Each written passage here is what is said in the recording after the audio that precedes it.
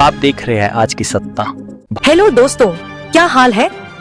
तारीख आज 11 अगस्त 2025 दिन सोमवार नए सप्ताह की शुरुआत हो चुकी है। हिंदी तिथि द्वितीया। और आइए अब बात करते हैं आज के मुख्य समाचार में देश भर की तमाम बड़ी खबरों पर नजर डालते हैं। देखिए दोस्तों, इतिहास में एक तो आज का दिन देश के महान क्रांतिकारी खुदीराम बोस के शहादत दिवस के रूप में जानते हैं हम, जब उन्होंने हाथ में गीता लेकर हंसते हंसते फांसी पर चढ़ गए थे। तब उनकी उम्र मात्र 18 साल 8 महीने और 8 दिन थी। इतनी कम उम्र में हमारी आजादी के लिए शहीद हुए थे। नमन इनको। चलिए आगे बढ़ते हैं अब अपन खबरों में। देखिए पहली खबर, देश के प्रधानमंत्री नरेंद्र मोदी आज 184 नए सांसद आवास का उद्घाटन करेंगे। यानी सांसदों को इतने नए बहुमंजिला फ्लैट मिलने वाले हैं। नई दिल्ली में यह नवनिर्मित फ्लाइटों का उद्घाटन किया जाएगा। और वहीं बीते दिन पीएम मोदी ने धार्मिक स्थलों को जोड़ने वाली कुछ नई वंदे भारत ट्रेनों को भी हरी झंडी दिखाई, जिनसे कि तीर्थ यात्रियों का सफर बेहतर होगा। पीएम मोदी ने कुल 3 वंदे भारत ट्रेनों को हरी झंडी दिखाई। यह उत्तर प्रदेश, कर्नाटक और तमिलनाडु में कनेक्टिविटी बढ़ाएगी और अब हमारे देश में कुल 102 वंदे भारत ट्रेनें हो चुकी हैं। अमृतसर कटरा की पहली वंदे भारत ट्रेन भी आज से चलना शुरू हो जाएगी। यह सफर तकरीबन 5 घंटे 35 मिनट का होगा। और अपने कर्नाटक दौरे के दौरान पीएम मोदी ने अमेरिकी राष्ट्रपति डोनाल्ड ट्रंप के डेड इकोनॉमी कहने पर भी मुंहतोड़ जवाब दिया। पीएम बोले कि भारत तीसरी बड़ी अर्थव्यवस्था बनने की ओर है। देश उपलब्धियों का परचम लहरा रहा है। और वहीं दोस्तों, अमेरिका से तनाव के बीच मिडिल ईस्ट से भी एक गुड न्यूज आई। भारत और ओमान के बीच जल्द ही ट्रेड डील हो सकती है। दरअसल भारत ओमान में व्यापार समझौते की बातचीत पूरी हो चुकी है। सरकार ने खुद बताया, बीते 5 सालों में दुनिया के अलग अलग 5 देशों के साथ FTA यानी फ्री ट्रेड एग्रीमेंट पर हस्ताक्षर हुए हैं। और अब इसमें एक नया देश जुड़ने जा रहा है, ओमान भी, क्योंकि भारत ओमान दोनों देश मुक्त व्यापार समझौते पर सहमत हुए। औपचारिक ऐलान 2-3 महीने में हो सकता है। बातचीत पूरी हो चुकी है। और इधर अमेरिका जो भारत पर भारी भरकम टेरिफ लगा रहा, उस पर भी अब खबर आ रही है कि अमेरिका पर जवाबी टेरिफ लगाने की तैयारी में है भारत। कुछ अमेरिकी प्रोडक्ट्स पर 50% तक भी टेरिफ लगाया जा सकता है। तो डोनाल्ड ट्रंप को कड़ा जवाब देने की तैयारी में है भारत सरकार भी, और इसके लिए भारत अमेरिका के चुनिंदा उत्पादों पर जवाबी टेरिफ लगाएगा 50% तक। अमेरिकी सामानों पर भी टेरिफ लगेगा। यह कदम करीब $7.5 अरब के निर्यात नुकसान की भरपाई के लिए होगा। चलिए अगली बड़ी खबर देखिए। जल्द ही हो सकता अगला युद्ध, भारत के सेना प्रमुख बोले कि हमें तैयार और सतर्क रहना जरूरी होगा।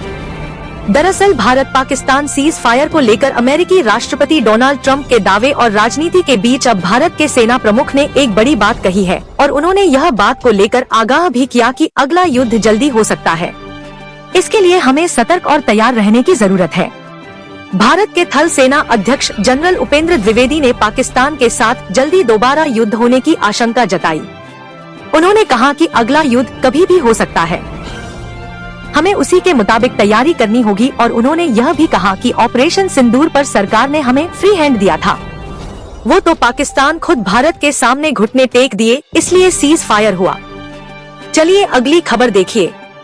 रिवाइज्ड इनकम टैक्स बिल आज संसद में पेश किया जाएगा। टैक्स सिस्टम को आसान बनाने के लिए सिलेक्ट कमेटी ने 566 बदलाव भी सुझाए इस न्यू इनकम टैक्स बिल में। देखिए न्यू इनकम टैक्स बिल 2025 की 4 बड़ी बातें। इसमें एक तो असेसमेंट ईयर को टैक्स ईयर के नाम से रिप्लेस किया गया है और बिल के पन्ने भी 823 से घटाकर 622 कर दिए गए हैं। क्रिप्टो एसेट्स को भी किसी अनडिस्क्लोज्ड इनकम के तहत गिना जाएगा और बिल में टैक्स पेयर्स चार्टर को भी शामिल किया गया है, जो कि टैक्स पेयर्स के अधिकारों को प्रोटेक्ट करेगा और टैक्स प्रशासन को ज्यादा ट्रांसपेरेंट बनाएगा। वहीं सैलरी से संबंधित कटौतियां जैसे कि स्टैंडर्ड डिडक्शन, ग्रेच्युटी और लीव एनक्शमेंट को भी अब एक ही जगह पर लिस्ट कर दिया गया है। तो यह कुछ प्रमुख बदलाव आपको देखने को मिलेंगे। न्यू इनकम टैक्स बिल यानी नए आयकर विधेयक 2025 में, जिसको पहले सरकार एक बार पास करके वापस ले चुकी है, तो अब संशोधित नया बिल आज सोमवार को संसद में पेश किया जाएगा। केंद्रीय मंत्री किरण रिजिजू जी ने भी बताया कि इसमें टोटल 285 अहम बदलाव शामिल हैं। चलिए अगली बड़ी खबर देखिए। चुनाव आयोग ने राहुल गांधी से वोट चोरी के सबूत मांगे और एक नोटिस जारी करते हुए कहा कि महिला के डबल वोट डालने का दावा गलत है। उन्होंने खुद यह बात नकारी है। यह वो नोटिस है दोस्तों जो आप देख सकते हैं, इलेक्शन कमीशन की तरफ से है। राहुल गांधी को भेजा गया क्योंकि बीते कई दिनों से राहुल गांधी लगातार चुनाव में और वोटर्स की धांधली के आरोप लगा रहे हैं। अब राहुल गांधी की मतदाता सूची को भी चुनाव आयोग ने भ्रामक बताया। फैक्ट चेक के बाद दोहराई अपनी मांग। इधर राहुल गांधी को अब हरियाणा चुनाव आयोग ने भी एक नोटिस जारी किया। वोटर लिस्ट में गड़बड़ी के आरोपों पर जवाब मांगा। कांग्रेस नेता राहुल गांधी ने कहा था कि 22,779 वोटों से चुनाव हारे हैं। तो अब राहुल गांधी को हरियाणा सीईओ का भी नोटिस मिला और इस पर सबूत मांगे और राहुल गांधी को 10 दिन का समय दिया। तब तक राहुल गांधी को यह चुनाव में धांधली के आरोपों के सबूत पेश करने होंगे। 10 दिन में स्पष्टीकरण देना होगा, है ना? इधर राहुल गांधी ने एक मोबाइल नंबर भी जारी किया। कहा कि देशवासियों से आप इस नंबर पर मिस्ड कॉल दें।